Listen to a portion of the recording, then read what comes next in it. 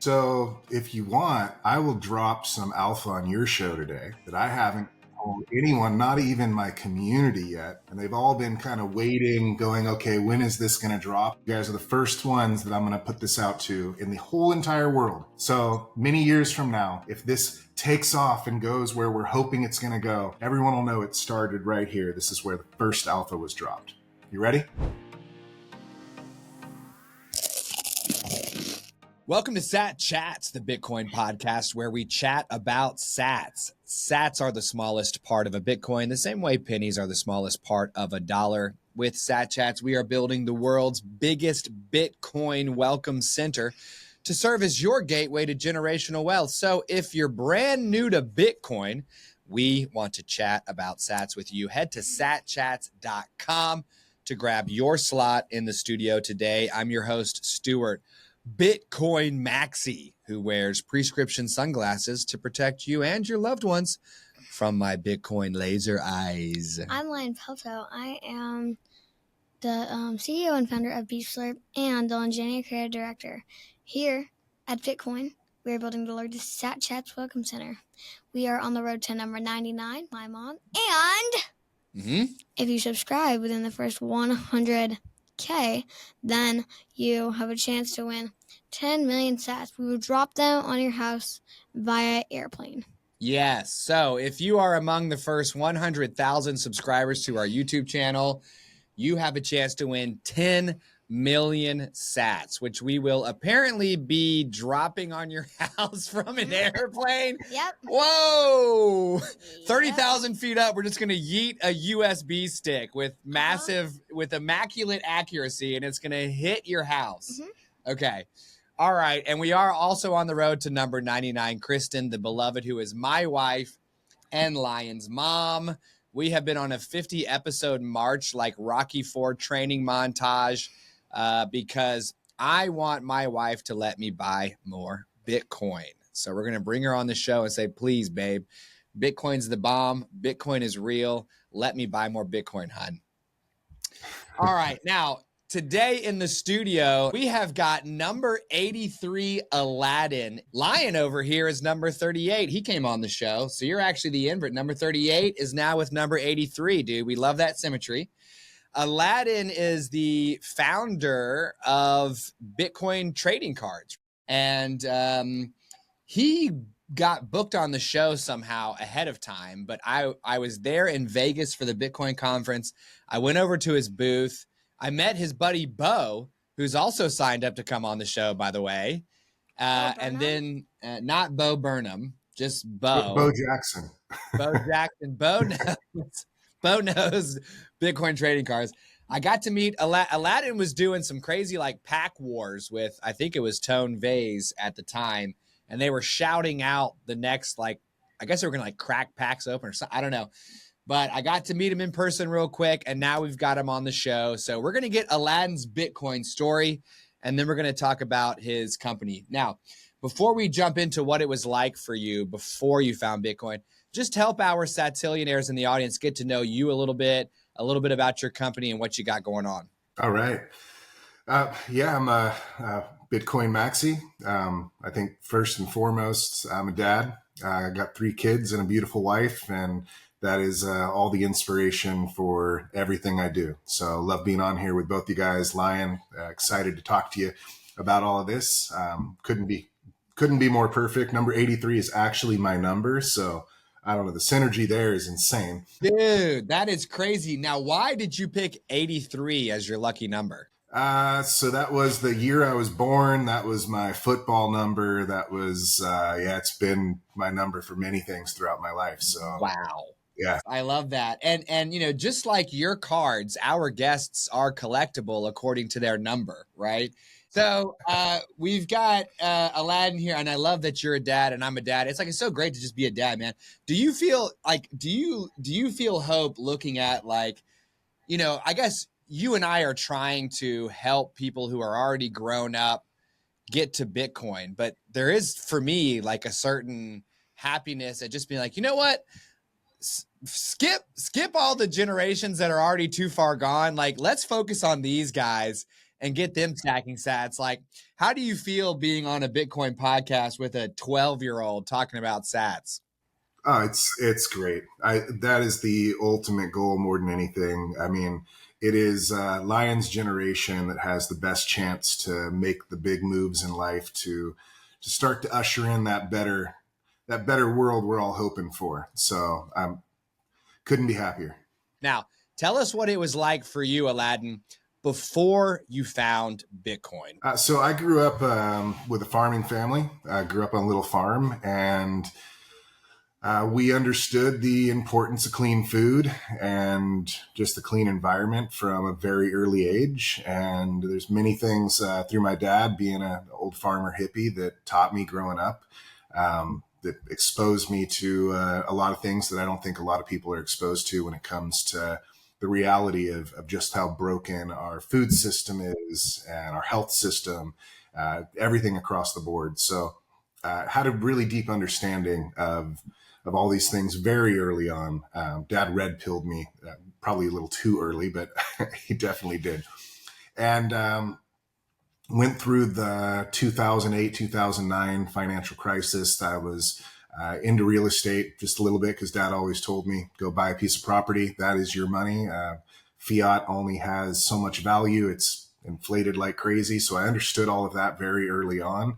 Watching the zeitgeist through my teenage years. The financial crisis definitely woke me up even harder than I had when I was a kid, and seeing just how horrible that was managed by the government when the bailouts came for big businesses that did all the funky stuff. But there was nothing for the people that worked their tails off, and most of us lost it all or lost a lot. So big awakenings there. Was ready for something like Bitcoin my entire life, I do believe. So when did you find Bitcoin? Who was the first person to tell you about Bitcoin, or where was the first place that you saw it? And what year was that? Yeah, first touch point was 2012, but the guy that a good friend of mine told me about it, but he did not explain much of anything to me. I mean, back then, you were lucky if you had someone really understand Bitcoin enough to explain Bitcoin to you. So it was in one ear and out the other. The next touch point was 2016, and I had a really good friend of mine that was starting to talk about it, but it was my chiropractor. My back went out in 2016 really bad, and my chiropractor was talking about Bitcoin and Litecoin and different things like that, and he was getting in. So that was when I started kind of digging in and trying to learn what I could about it. And I'd say like halfway between 2016, I was pretty well hooked. I was starting to find Tone Vase and a couple people that were pushing more of the monetary freedom and the decentralization possibilities or lock-ins that we had with Bitcoin, which I think that's the big one that helps people that are already freedom-minded to really jump on the bandwagon and start to run with Bitcoin. Anyone else that talked about it, it was strictly number go up, where I'm more of a freedom maxi than anything. So that's what pushed me over the edge. Wow. Could you imagine your chiropractor talking to you about Bitcoin, Lion? He's like, okay, now relax here. He's like, oh, that was a great one. So anyways, 21 million only for all. You're like, what? Like getting orange pilled. I mean, it sounds like your chiropractor adjusted more than your spine, right? He helped you adjust your monetary perspective. So after your chiropractor helped you with your Bitcoin, where did you go next to learn more about Bitcoin? Which resources did you go to? I mean, back then, there wasn't much of books or anything. It was mainly Tone Vase, Max Kaiser, a few of the OG people that were out there doing the podcasts. And then what really helped push it all over the edge, I was already reading The Creature from Jekyll Island by G. Edward Griffin. So all those things were soaking in, but obviously he wasn't talking about Bitcoin, but he was talking about basically why we need Bitcoin right there.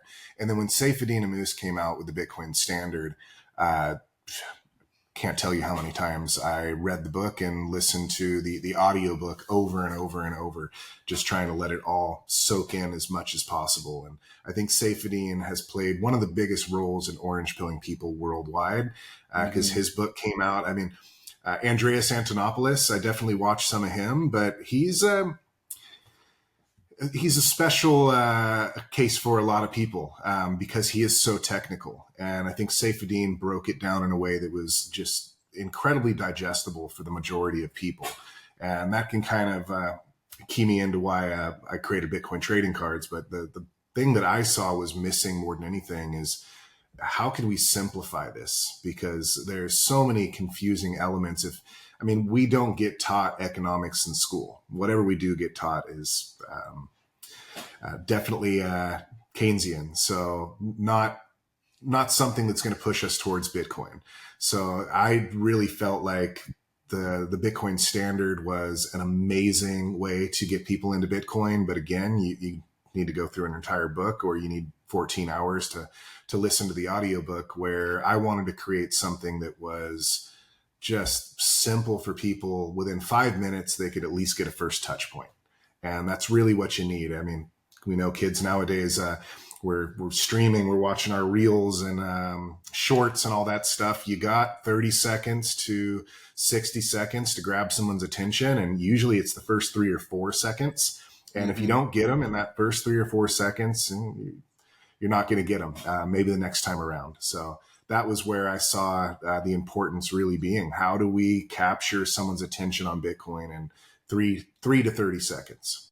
So was there anything about Bitcoin that you struggled with during your learning phase? Any questions that you had that our audience might have as well, that you had to kind of explore and overcome to get enough conviction to stack your first sats? So I wouldn't say conviction wise. I think I was pretty well sold the moment I started learning about the decentralization and money that cannot be, it's a family podcast, honey badger money. That's when I really got excited, and I was all in at that point. Now, I did not understand all the technicals. It took me quite a bit to learn all of that, but the decentralization part of Bitcoin, I was all in at that point. And then, there's a lot of confusing things. I never was into stocks. I didn't understand what a market cap was. I didn't understand anything about the halving, mining, all of those things, the mempool. Yeah, I was beyond confused. So it took a lot for me. I got to admit, it took a lot to get into the technicals, and there's still a lot of technicals that I don't fully understand. Try my best, and I've learned multiple times about them, but I'm not a technical guy. So it's taken quite a bit to get me there. And again, that's why I do what I do with the cards, because it needs to be flashcard. It needs to be give me one little topic at a time and give me some cliff notes, and then slowly work me into it. So over, I think about 9 years that I've been in Bitcoin, finally got quite a bit figured out, but still with the technicals, there's a lot that still trying to figure out.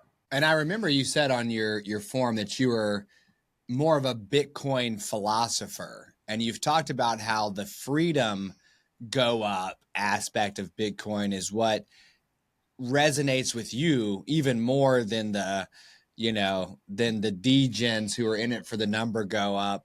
So for someone like Lion, who's a brand new Bitcoiner, or for someone in our audience who has yet to stack their first sats, how would you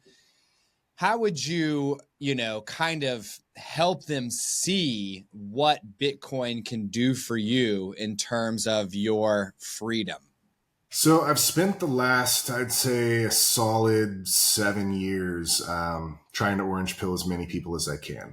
And first thing that I like to do is get to know the individual. Before I start trying to give them anything about Bitcoin, I want to know a little bit about them. Because we are all, especially in today's world, very opinionated, whether you're right or left or in the middle, or we're all over the place, especially as Americans. So I usually always tailor my pitch specifically around what interests they have. Because you come out conservative ideas on why Bitcoin's great for freedom, and you're going to get shut down by a liberal, and vice versa. So for kids, I think that one is pretty across the board, depending on the age. And really, it's give yourself the ability to save now for something that will secure you in the future more than any other asset you can buy. And the number one thing is not the sats you're stacking. It's the learning curves that you're going to be able to pick up. It's the awakening that you're going to get from Bitcoin as you start to do it. And a lot of that's going to be the confidence that you will start to build in yourself, especially at a young age. If there's anything I try to teach my boys, it's be confident. And confidence comes from educating yourself. And you don't have to be some brilliant kid that's acing every class. Common sense is the best education you can have. Street smarts will get you further than anything else. My dad's always said that. He's a farmer. And you can take a brain surgeon that can do the most incredible work and save a human being, but you bring that brain surgeon out on the farm and you ask him to mend a fence. You ask him to raise some vegetables or raise some chickens, and he'll have no idea how to do it. So to me, it's not about understanding how to do one thing absolutely incredible. It's just learning as much as you can about as many little things as possible. And you don't have to be the best or the smartest at any of them. Just understand a little bit about each of them. And I think for the youth, that's a lot of what Bitcoin brings. The confidence and being able to stand up for yourself, being able to do something against the grain. So you'll have a lot of people tell you Bitcoin is it's fake money, or maybe your buddies will laugh at you and say you're better off stacking V-Bucks. Well, you'll see over time as you're stacking sats, you could put $3 into sats for every $50 or every $100 you put into V-Bucks or Robux. And every year, depending on the market, but let's say every 4 years, because that's the best way to look at it, you will notice that $3 compared to that $50 or even $100 is going to exponentially gain in every way. Your brain, your mind, your Bitcoin bank account, across the board, you are going to win 100x on that $3 worth of sats versus that $50 to $100 worth of V-Bucks or Robux. Can you tell Aladdin the story of receiving $3 worth of Bitcoin recently? Oh yeah. So I lost a tooth recently, and I said I'm gonna ask the tooth for some Bitcoin this time. And lo and behold, there was some Bitcoin in my wallet. Yeah. So he lost a tooth, and he wrote a note to the tooth fairy, which we showed on our live show recently, Aladdin, that said something along the lines of, Bitcoin is better than US dollars. And then he taped his tooth to the note, and he put an arrow toward it and said, proof of work. His tooth was the proof of work. And he asked for Bitcoin. Now, the note was gone in the morning, and there was no cash money under his pillow, but then we checked his wallet, and there was almost 3,000 Satoshis. Which had already gone up from $3 to $3.03 just from the evening into the morning, baby. So then we were calculating, well, how many baby teeth do you have left in your head, dude? You might have 12,000, 15,000 sats in your head, dude. We need to mine them teeth. We need to get them teeth out of your head so you can stack some sats. Love it. So what is your, you've been in Bitcoin for 9 some odd years now. What for our audience of beginners, what strategy did you use to build your position in Bitcoin, for lack of a better term? We feel like Bitcoin is money around here and not an investment. So it's just kind of, what was your process for converting from easy money to hard money? Did you smash buy, dollar cost average? Did you buy the dip? And And also, what is your life like now that you've found Bitcoin and, adopted it? Yeah, so when I first started actually stacking sats, so I learned in 2016, but I honestly didn't buy anything at all until around 2018. I was just in a deep dive of learning. Um, I needed to understand the money. One thing my dad taught me is never invest into something that you don't understand. And as much as I understood that Bitcoin was decentralized money, and my conviction was all the way there, I didn't understand how it worked. Like I said, I needed to figure all that out. And again, not being a technical guy, my first buys were on Coinbase. And I know people give me a lot of crap for that, but this was like, I think maybe $5, $10 in 2017, but 2018 was when I really started being able to figure it out. But I closed my business the end of 2017, and into 2018 it was fresh start and trying to figure everything out. I moved my family a good couple 100 miles and started all over. So I really didn't have much fiat at all to invest. And the way I started doing it is the way I explained to anybody and everybody. This is the way to start buying Bitcoin. Use money that you were going to spend on something stupid, like Robux or V-Bucks. You don't need it. And if you start going, okay, I will, this $50 or $10, whatever it is, or for me, it was a coffee. I really loved taking long drives and thinking, especially around that time, because I was making such a huge life change. So I would stop doing one thing that I didn't need to do. It could have been going out to dinner. It's going to cost $120 to take my whole family out to dinner. Or I could just go down and buy a really nice tri-tip for, at the time, $20, and I could cook something at home. So I'm saving, let's say I saved $80. Then that $80 would go into Bitcoin. Or I didn't buy the coffee, that $5 would go into Bitcoin. Because what ends up happening is if you're investing money that you might possibly need for rent or bills or whatever situations come up, then you might have to spend that Bitcoin in order to cover these payments that you didn't have the actual fiat for.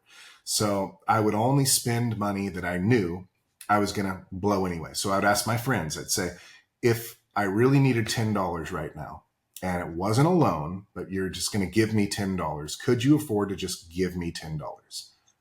Yeah, I could do that. I'm like, okay, go buy $10 worth of Bitcoin. Because you just said it wouldn't matter. You could give me $10. So this is how my thought process worked for how I would buy Bitcoin. And this is how I try to tell other people. Because then don't look at it like this is something I can use. You need to look at it like this is something I will not use. I didn't need the $10 in the first place. So I will not be looking at it like, oh, it went up or it went down. Put yourself in a situation where every dip is a blessing. Every dip is a buying opportunity, and you are not excited when the price is going up. You are very excited when the price is going down. This is the most important thing. So that a lot of people that maybe have $200-300 into Bitcoin and they can't wait for it to go to the moon. That is a horrible, horrible way to think about it. Maybe if you have 20, 30, 40 Bitcoin, when is it enough Bitcoin? I don't know. Once we are hardcore Bitcoiners, I don't know if there's ever enough Bitcoin that we want to stack for ourselves, for our children, for our grandchildren.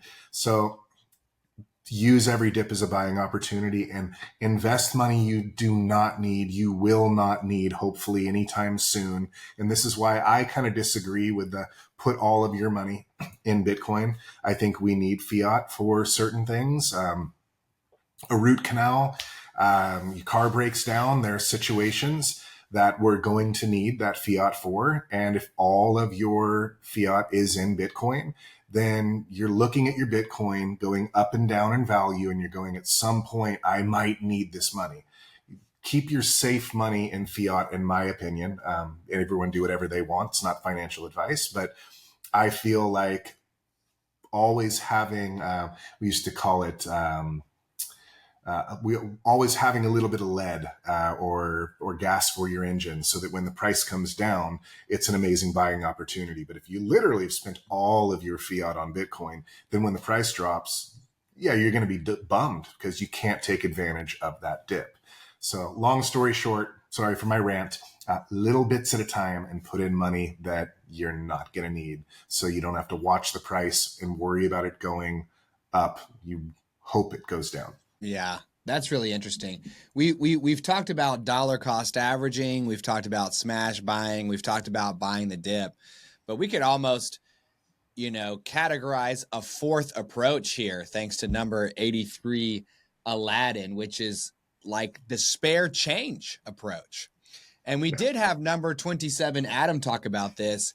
He is a longtime Bitcoiner who was in Chicago, and he was going to go to the bar with his friends, but then it snowed. So he stayed home, and he was like, I knew I was going to spend $30, $35 on drinks. So I just pulled out my smartphone and bought $35 worth of Bitcoin. And he's been kind of spare changing his way into Bitcoin over the years as well. Of course, he's elite because he's been doing it for a long time, because it really adds up. But, we could all take that same kind of spare change approach. So, Lion, if you're going to buy $50 worth of Robux, just buy $45 worth of Robux. I don't buy Robux anymore. All right, good.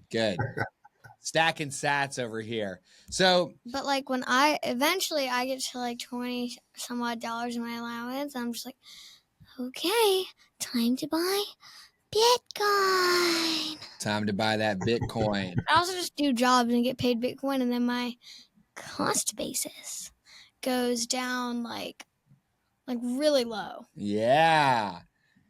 What's better than buying sats? Earning sats. Yeah, earning sats from someone else, or pulling out a tooth and getting a couple thousand sats. So, Aladdin, thank you for your Bitcoin story. Let's talk now about your trading cards. Yeah, let's get in there. All right. Yeah, the kind of round it all out. The one thing about economics that I think everyone's going to have to agree, other than maybe Saifedean and a couple of hardcore Bitcoiners I know, it's pretty boring learning about all these different things. And when I was in school, I don't know about you, Lion, but the teachers that I learned the most from and the classes that I absorbed just so much amazing education from were the classes where the teacher was cool and the teacher was fun and the teacher made learning fun. And I was engaged and I loved it and I learned so much. And then the classes that were boring and the teachers that didn't know how to be fun, I had a really hard time with that personally. So my idea was we need to make Bitcoin fun, for one, and we need to make learning about Bitcoin even funner. And everything is incentive based. So trading cards is something I've been in most of my life. Most of my life. I can't say I was doing it at 8 years old, but I was into Marvel Comics and X-Men cards and stuff like that. I'm an artist myself, and I've always been an artist. I think like 3 years old, that's all I did and all I did through school. So when I saw Marvel cards, it was on. I was so excited because I love the artwork. And I wanted to combine the idea behind the incentive of the chance of pulling the super rare card and the education that we all need for Bitcoin, economics, freedom, all of these topics that are very, very important, because it's not just how does Bitcoin work, it's why is Bitcoin so important? Why is Bitcoin so valuable? So these cards tell the story about all those things, but in a really fun way with really crazy, awesome artwork and the incentive of the chase. So if you're trying to get someone to learn something new, the best way to do it is give them an incentive to want to learn something new. So when you are opening a pack of trading cards, there could be some incredibly rare special card that could be worth a lot of sats. We've had cards that have sold for upwards of almost half a Bitcoin. What? Can you show us your most rare cards?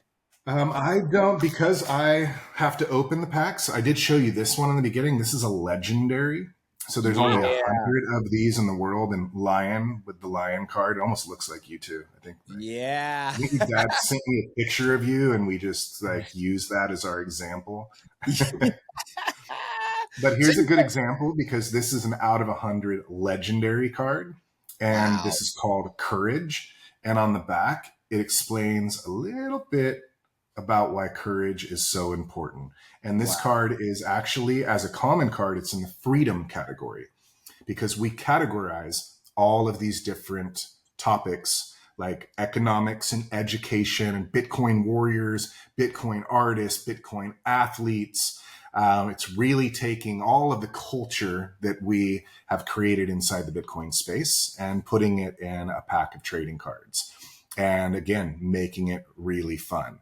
I mean, there are some athletes out there where their trading cards are worth a lot of money. But what if you take an amazing athlete and you add the fact that they are willing to stand up for something good, positive, and beneficial for the entire world? That card, to me, is worth way more than the best basketball player on earth.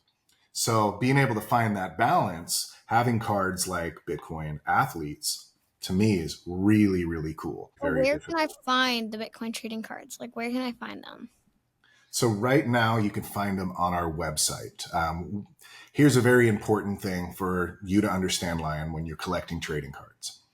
Chasing a lot of these cards, Pokemon, Magic the Gathering, sports cards, a lot of people don't understand that they print very similar to the Federal Reserve.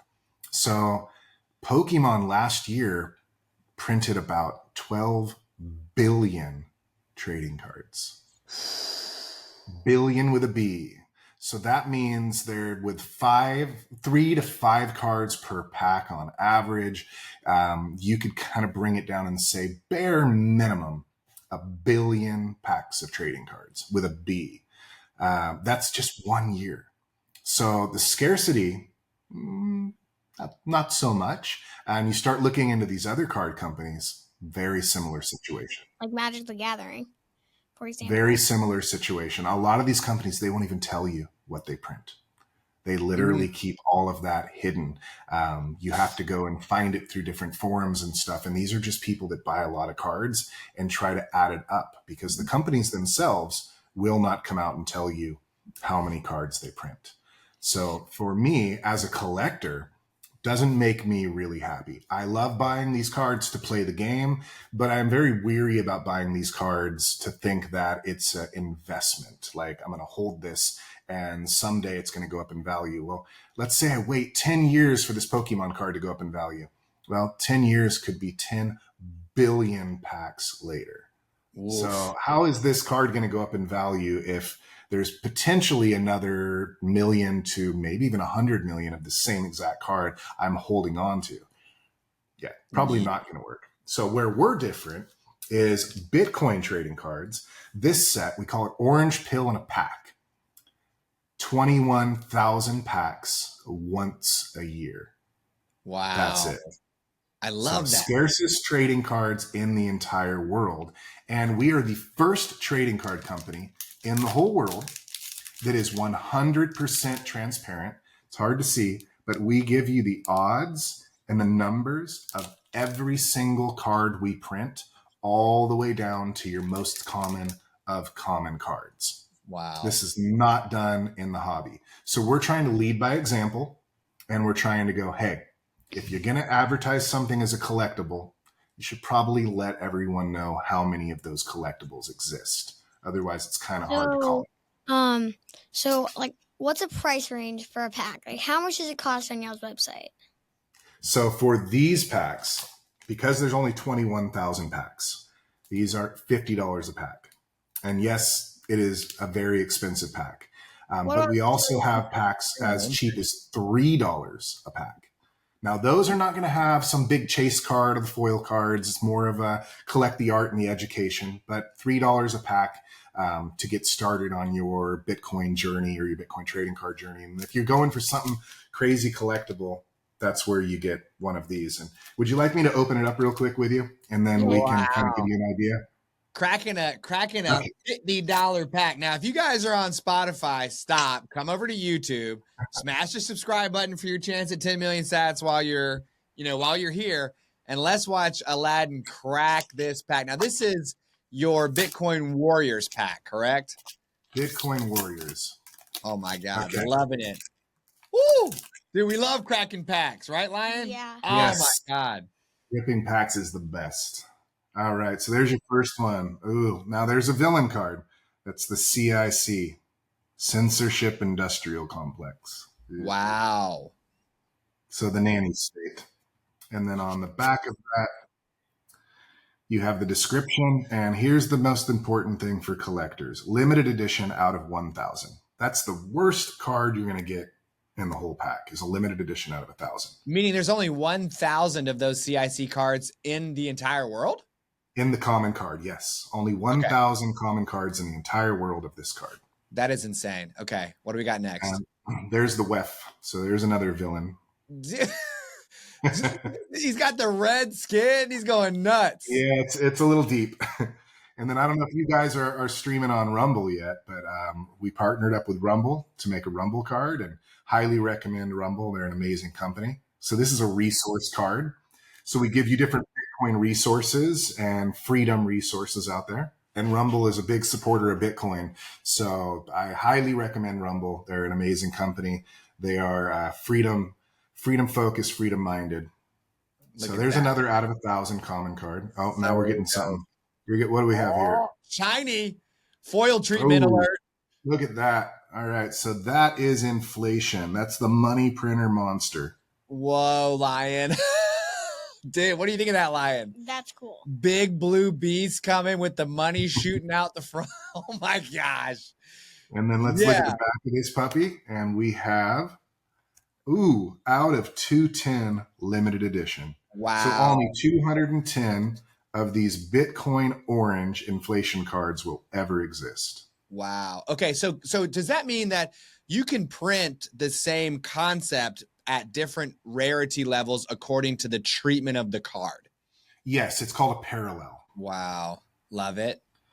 Look at that. And here's your next one. Oh, look at that. We got John Adams.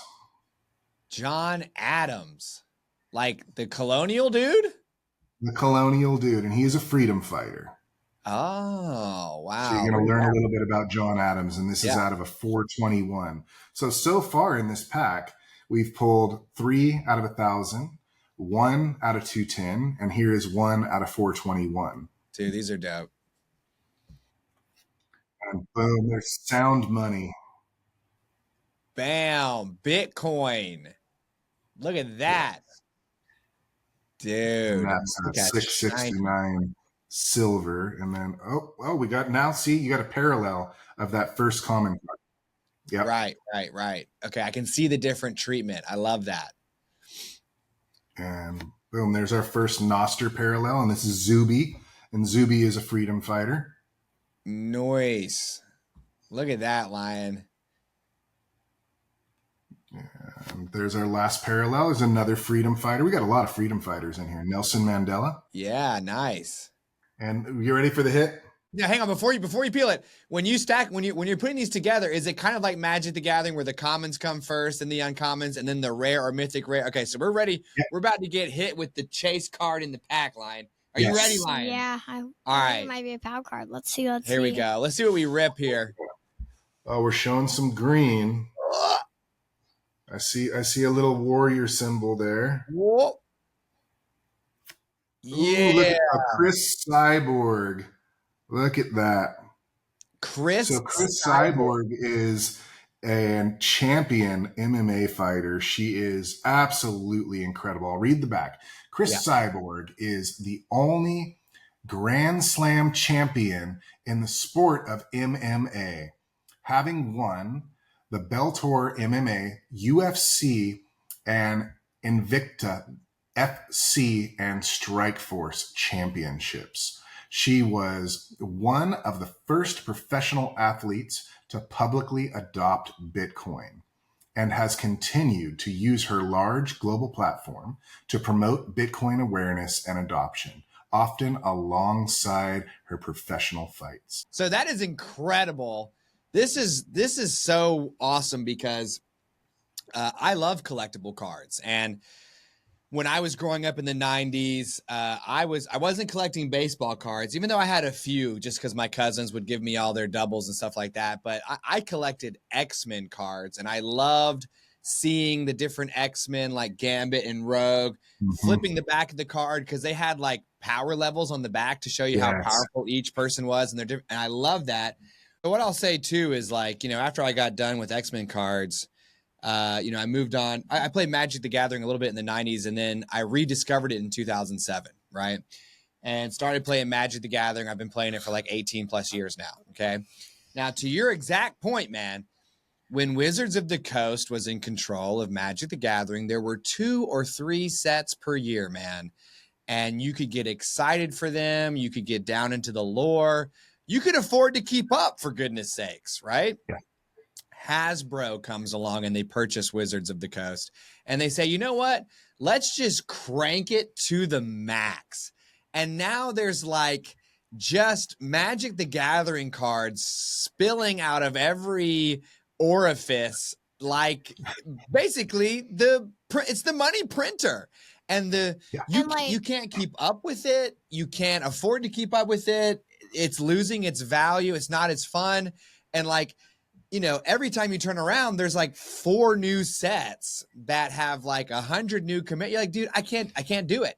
So I really like that he's got a literally limited amount of each type of card, period. Like there was one that's like, there's only 100 of that card, period. And did you say it's 21,000 cards? I'm sorry, 21,000 packs per year? Once a year.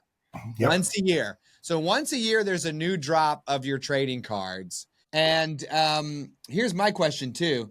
Do you have any plans to make a collectible card game where I could swing into Lion's Face with Michael Saylor, who's equipped with like a cold wallet or something like that and take him down, man? So if you want, I will drop some alpha on your show today. Yeah. Anyone, not even my community yet. And they've all been kind of waiting, going, okay, when is this going to drop? And this might actually get quite a few extra views because I'll drop this in my community and let them know if they want to learn more, come and check out your podcast. Yes. So, Lion, what do you think about this? Exclusive? I've been working on exclusive right now. You guys are the first ones that I'm going to put this out to in the whole entire world. So many years from now, if this takes off and goes where we're hoping it's going to go, everyone will know it started right here. This is where the first alpha was dropped. You ready? Yeah. Okay. I've been working on something for about 3 years now in the background, keeping it very silent. This is called Satoshi's Heroes. Now, the best way, in my opinion, to get the everyday person that's not into Bitcoin, may be interested in learning these topics. Again, we said it in the beginning, make it fun, make it educational, but get them to enjoy learning. So Satoshi's Heroes is a story about 12 heroes and 11 villains. And you could think about it something like X-Men, Marvel, where they're in a constant struggle, battling each other. But the power is fought over money. And the coolest part about this, we talked about the parallels, right? You'll have an orange and a green and a red. We're not doing parallels quite like that. We're doing parallel universes. So you're going to find the Satoshi Hero universe in a Western universe. And all these characters are going to be battling over gold and land because this is what controls the Western universe. And those who control the money control it all. And this is the story that we tell in each one of these universes, but with a twist. So we have a cypherpunk universe. We have a steampunk universe. We are creating 21 different universes, and you'll be able to learn about the story in every universe because not only can you play the game to battle your dad and choose which universe you want to use to battle your dad, but there'll be a comic book for every universe. So you can learn the story about each one of these characters in each one of these universes. And this is something that we are working very, very hard to have available, hopefully here at Walmart and Target and places like that. That's our goal, and we are getting closer and closer to be able to pull this off. This is why I'm letting you guys know today, because we are getting much closer. And this will be a lot of fun because you will be able to play the game. You'll be able to learn about the story and so much more, because we also have a digital aspect that we are working with this, so that when you pull certain cards, not an NFT, not something you're going to collect like that, because I'm not a big fan of that stuff, but something you will actually be able to use and play with. So there's a lot more to it, but this is the ultimate game that we have been building for about 3 years now. And this is hopefully the one that goes where you're walking through Target and Lion goes, oh, I talked to the guy that made that. And you grab that game, and maybe your dad wants to be a cowboy, and maybe you want to be a pirate, and you guys will be able to battle each other inside these different universes. Yeah. That's cool. That's amazing. Exclusive world drop. Here on Sat Chats with my boy Lion, Aladdin has a playable card game in the works for Bitcoin trading cards. I'm absolutely going to be crushing that, and I'm going to win against you every single time. Lies, all lies. There's multiple universes that this struggle takes place in. There's accompanying comic books. This thing is going to be elite. There's going to be a character in there called Lion the Toothless, where he's ripping out all his teeth for Bitcoin, and he's going to be ultra collectible. There's actually a lion, which is one of the 12 heroes. Yeah. And this lion is going to be in every universe. So you will be able to collect the lion in each one of these universes. And the lion represents courage in each one of these universes. So that'll probably end up being your chase, I can imagine. Yes, I love that. Yeah. So what an incredible episode here today with number 83. We could not have imagined that we would be scooping this juicy information from behind the scenes with Aladdin. Let's recap our conversation. So Aladdin grew up on a farm, and his dad taught him, maybe a little bit too early, that this world has got some villains in it, and he needs to make some choices, and some correct choices, to set himself up for success. And at the time, the best vehicle his dad could recommend was some land, some real estate. Mm-hmm. Now, how did that go during 2008, 2009? Not so hot. And Aladdin became primed for something better. Now, he found... Dude. I'm doing my anime voice. Oh, God, man. That's my anime voice. Everybody has left the video now after that, Aladdin. They're like, oh, my God, I'm out of here, dude. Please don't ever say Bitcoin like that again. So he found some Bitcoin, I think it might have been in 2012, and then like came back to it in 2016. He spent maybe 2 years studying it because his dad also said you really got to know stuff before you get in. 2018, he starts buying Bitcoin using what we will call number 83 Aladdin's spare change strategy. That's going to be exclusively dropped. That's going to be minted. That style is now minted. That's going to have Aladdin's name on it. He goes through spending his spare change on Bitcoin, goes through a big life reset in 2018 as well. He's searching around, decides he's going to start this trading card company to help orange pill in a pack, right? So we're trying to orange pill pre-coiners one at a time and videotape the results to share with everyone. He's trying to have you crack a pack and learn things, right? Because the CIC is new to me, and now I'm interested.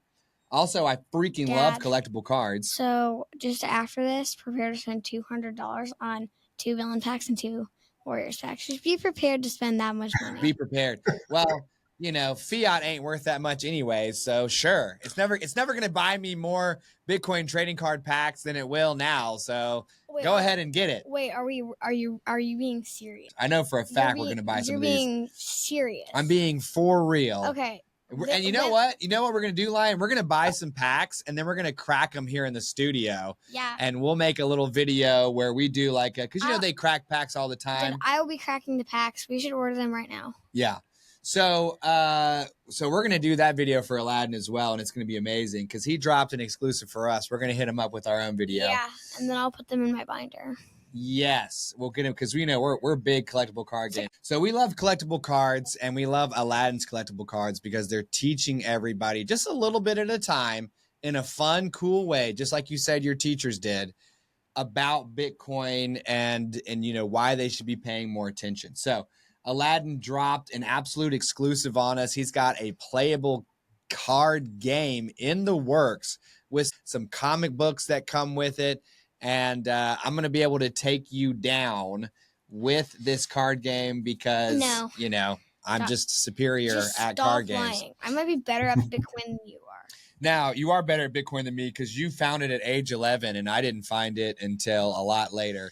So, and also Aladdin, when he comes out with a brand new, you know, a new series called Bitcoin Dads, I'm going to be front and center with the laser eyes blasting out from behind my sunglasses. And he's going to be teaching all the world about all the awesome dads out there in the world. Am I right, Aladdin? Love it. Oh, that's a must. So our lead sponsor here, Aladdin, is Ithaca Hummus. Okay. We are going to crack into some roasted red pepper here for you. And Lion, I'm going to get a fat glob. Lion with his picky. He's so picky. He's so incredibly picky. He's got the tiniest, he's got the most verifiably scarce amount of hummus on his woven wheat here today. Let's crunch into it, Lion. Here we go. Look at that. Did you even get the corner with hummus on it, Lion? Or did you go around and got the other corner? Dude, look at his face, man. What a picky eater. Dude, he's 12. It's just not my thing. I got an 18-year-old that's still that picky, so you win some, you lose some. Wow, hey, dude, give me a break. So, Ithaca Hummus by the dip. Let's make Aladdin his offer here. So, here on the show, we believe in value for value, and you dropped a ton of value on our episode with the exclusive sneak peek. You've got 50 what here, Lion? What are these? 50 fiat. Yeah, 50 fiat, or as Lion said, dollars. 50 government tokens, 50 slips of nation state paper, or you can get $50 worth of Bitcoin. Now, let's see how much you'll get today. You're going to be walking away with 47,823 sats or $50. Which one is it going to be, Aladdin? Lion, what would you choose? 47, almost 48,000 sats or paper? Not this. All right. I agree with you. We're going sats all the way. Let's go. High five, Deeber. Bam. So here's See you later. Here's my question. If I had said dollars, would you have taken the dollars? No, I would have told you were wrong. But hey, can I do this? I would like to donate my sats to your amazing co-host today because he was just like incredible. But he has to do a decent dip of that hummus, and we want to watch him eat it. In exchange for a decent glob, you're going to donate generational wealth to this guy. What's a decent glob? All right, here, I'll get it for you. I won't go. Let Dad show you what a decent glob is. I won't go fat glob. I'll go decent glob. That is a fat glob. Now, look. Now, Aladdin, what do you think about this as terms of, is this a decent enough glob right here? I think that's decent enough. Hey, you're getting away easy. My boys, I would do the same thing, but it was with wasabi. Oh. Wasabi. Okay, now the whole thing, dude. Let's see it here. This is great. Let's see it, dude. Okay. Here we go. Can you do it for generational wealth? There it is. Now chew it. Get it all in there. Into the mic. Oh, look at that face. There we go. There it is. This is going to be the easiest 47,000 sats you've ever made.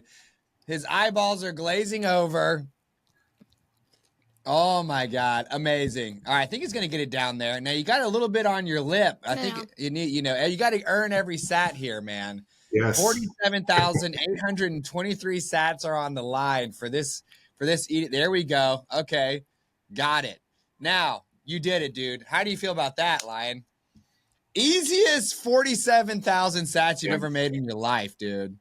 Even easier than when you came on the show and stacked the sats. So, Aladdin, you bring our show's scoreboard to 76 guests who have stacked the sats with us, along with 7 who need a little bit more time or maybe some Bitcoin trading cards. Like Auntie Lid. Like your auntie who came on yesterday and took the $50 and went to Taco Tuesday immediately with them. Talk about the highest time preference of all. So give us the name of your website and or anywhere you want our Satillionaires to go to engage with you or Bitcoin trading cards. So we're most active right now on X, BTC_cards on X. If you look up Bitcoin trading cards on whatever search engine, you're going to find us at the top at mostly each one of them. So if you're having a hard time finding us through the BTC_cards, then just look up Bitcoin trading cards, BTC-cards.com. And on our website is links to all of our social medias. We've got a really fun Telegram group. That's where most of the community hangs out. And that's where I'm going to be dropping your link today for this show. And I'm sure a bunch of them are going to jump over here and want to get the news. So yeah, and let them know. Great community of people. That's the funnest and biggest win of all. You saw at the conference, we bring the fun, and the community just loves it. It's a way to play with your Bitcoin. And we stack and stack, but being able to find a way to play with your Bitcoin and have something to be able to chat with other Bitcoiners about that isn't necessarily all the negatives, because that's a lot of what brings us to Bitcoin. It's probably I would say probably, we have the funnest community in Bitcoin. So we're wide welcome and open to anybody and everybody coming over and checking it out. Well, we want every single one of them to come over to watch your show, to get the exclusive drop, and to subscribe while they're here so that they have their chance at 10 million sats. And maybe Lion and I will crack some packs and find a card that sells for 50 million sats, dude. Yeah. Half a Bitcoin? Yeah. Oh, my gosh. So this is the part of the show where we ask you guys for your value in exchange for ours. Smash that subscribe. If you're among the first 100,000 subscribers, you'll be entered for your chance to win 10 million sats. Not the almost 48,000 sats that Lion just got for gagging down some roasted red pepper hummus from Ithaca Hummus. We're talking about 10 million sats, which is a whole lot more. You can also hit the show notes for links to Aladdin's Bitcoin trading cards, along with some ways that you can support our show. Chief among them, go to satchats.com and sign up to come on. So it's been a super slurpy episode here with my co-host number 38 and number 83 Aladdin on the dial. Definitely make sure to watch this one on YouTube so you can see all the cool cards behind Aladdin, along with the big old fat crack pack, right? That we got with my face as I ate a fat. That glob was morbidly obese. No. It was a morbidly obese glob. No, that was a moderate glob. That was a morbidly obese glob. Well, if that was moderate, then your globs are morbidly obese. Nah, dude. Fat glob. Like, America has an obesity problem. Yeah. And we have a fiat problem. Aladdin's going to help us get to a better place. So, Sat Chats is for educational purposes only and should not be construed as financial advice. Also, our guests' views are their own. We'll see you on the next one. See you tomorrow.